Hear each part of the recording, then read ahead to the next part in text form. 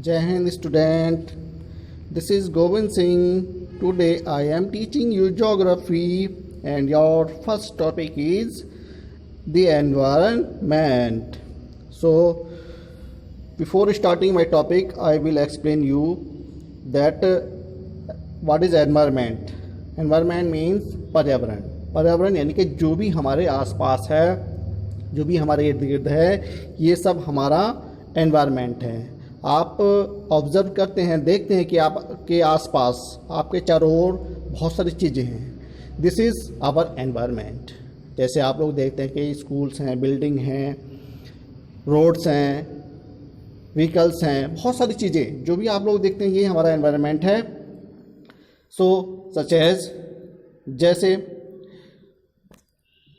Human environment, आपका family हो गई, टेम्पल्स हो गए, गार्डन्स हो गए, शॉप्स हो गई, मॉल्स हो गई, विंड्स हो गई, बिल्डिंग्स हो गई,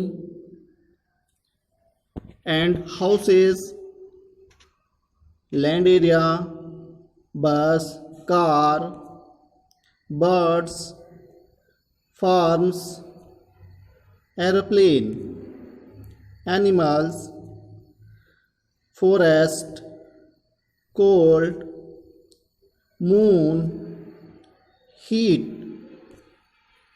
rivers. This is our part of our environments.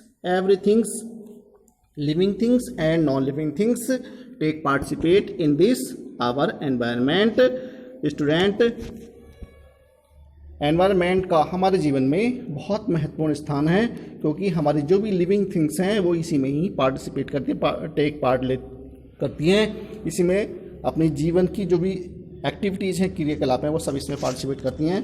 So in this topic we will discuss the objective of this chapter is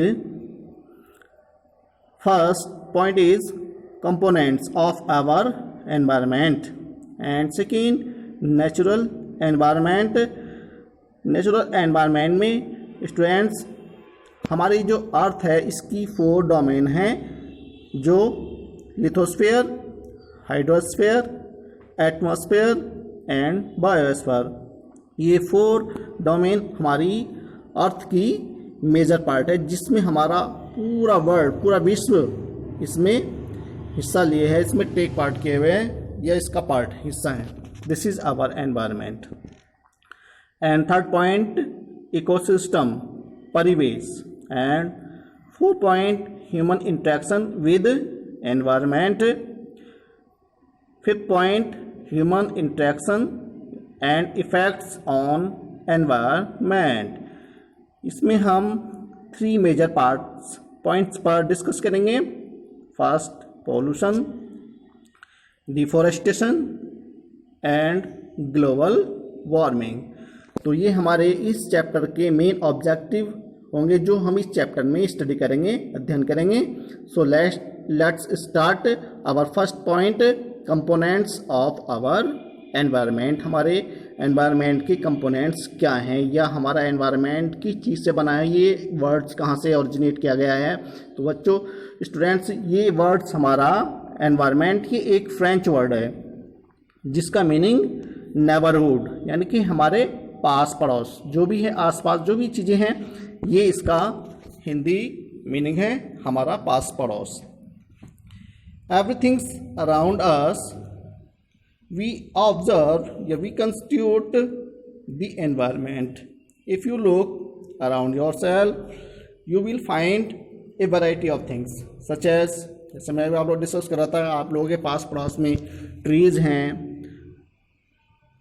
gardens हैं, एनिमल्स हैं, रोड्स हैं, स्कूल हैं, बिल्डिंग्स हैं, ट्रांसपोर्ट है, व्हीकल्स हैं, बहुत सारी चीज़ें हैं. ये सब हमारे एनवायरनमेंट का कंपोनेंट्स हैं, ये हमारे एनवायरनमेंट के घटक हैं. कंपोनेंट मीन्स घटक, ये हमारे इसका एनवायरनमेंट का पार्ट है, हिस्सा है.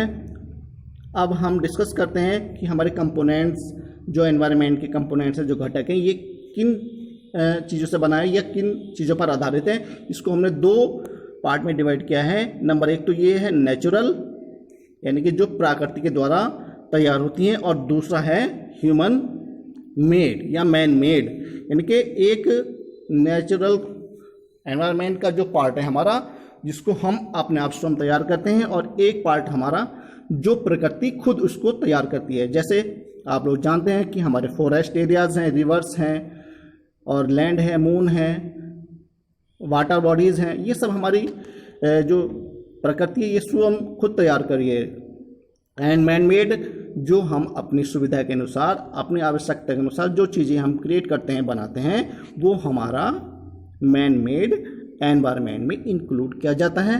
सो अब नेचुरल एनवायरनमेंट क्या है? नेचुरल एनवायरनमेंट जैसे मैं अभी आप लोगों से डिस्कस कर रहा था कि we include in a large number of living things which are known as the biotic, जिनको हम जैविक कहते हैं, अर्थात जिनमें जीवन है, जिन चीज़ों में जीवन है, जो सांस लेती हैं, जो ऑक्सीजन लेती हैं, वे हमारी लिविंग बींग्स कहलाती हैं, लिविंग थिंग्स कहलाती हैं।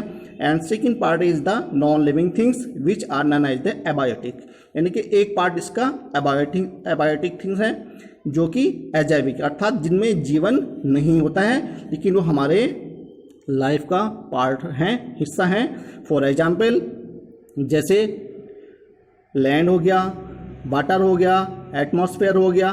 तो स्टूडेंट्स देखो, वाटर हमारे लिए बहुत ही एसेंशियल है, एटमॉस्फेयर जिसमें आप लोग और हम लोग सब लोग मिलकर ऑक्सीजन ले रहे हैं, लैंड है जिस पर हम लोग अपनी फार्मिंग करते हैं, एक्टिविटीज़ करते हैं, रहने के लिए सेटलमेंट बनाते हैं, तो ये सब हमारा एबायोटिक में आता है। लेकिन ये दोनों जो भी बायोटिक और एबायोटिक ये हमारे एनवायरनमेंट का पार्ट हैं। इसको हमने नेचुरल एनवायरनमेंट को दो चीज़ों में डिवाइड किया है, बायोटिक और एक abiotic.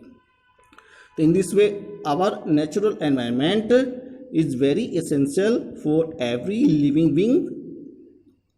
And now we discuss the human made environment. तो ह्यूमन मेड एनवायरनमेंट क्या है स्टूडेंट्स? जो हमारी ज़रूरत की चीज़ें होती हैं या जिनको हम अपनी आवश्यकता के अनुसार क्रिएट करते हैं, बनाते हैं, वो हमारा मैन मेड एनवायरनमेंट में आता है। जैसे आपकी बिल्डिंग्स हो गई, ब्रिज हो गए, इंडस्ट्रीज़ हो गई, ट्रेन हो गई, बस हो गई, इलेक्ट्रिसिटी हो गई, and activities, interaction such as a family and society and religions, educations, economics and politics etc. This is our environment. तो हमारा ये, अब आप लोगों ने समझा है कि हमारा जो एनवायरनमेंट है ये दो चीज़ों से बनाया, क्रिएट हुआ है। नंबर एक तो ये नेचुरल है और दूसरा ये मैन मेड है, यानी कि हम ने इसको अपनी ज़रूरत के अनुसार बनाया, ये हमारा मैन मेड एनवायरनमेंट में आता है। तो ये दोनों मिलकर के हमारे पार्ट करते हैं। कभी कभी आप लोग जब जाते हैं कहीं भी हिली स्टेशन पर, देखते हैं बहुत सारी चीज़ें आपको देखने को मिलती हैं, तो ये हमारा एनवायरनमेंट है। और जो अपनी सुविधा के अनुसार, जैसे हम अपनी रिवर्स पर ब्रिजेज बनाते हैं, तो ये हमारा मैन मेड एनवायरनमेंट हो गया। स्कूल हो गए, हमारे बिल्डिंग्स हो गई, बहुत सारी lot of things. And next video में हम we will discuss the next point of our earth की 4 डोमेन्स। जो हमारी अर्थ की 4 डोमेन हैं उन पर हम डिस्कस करेंगे नेक्स्ट वीडियो में। Thank you and have a nice day.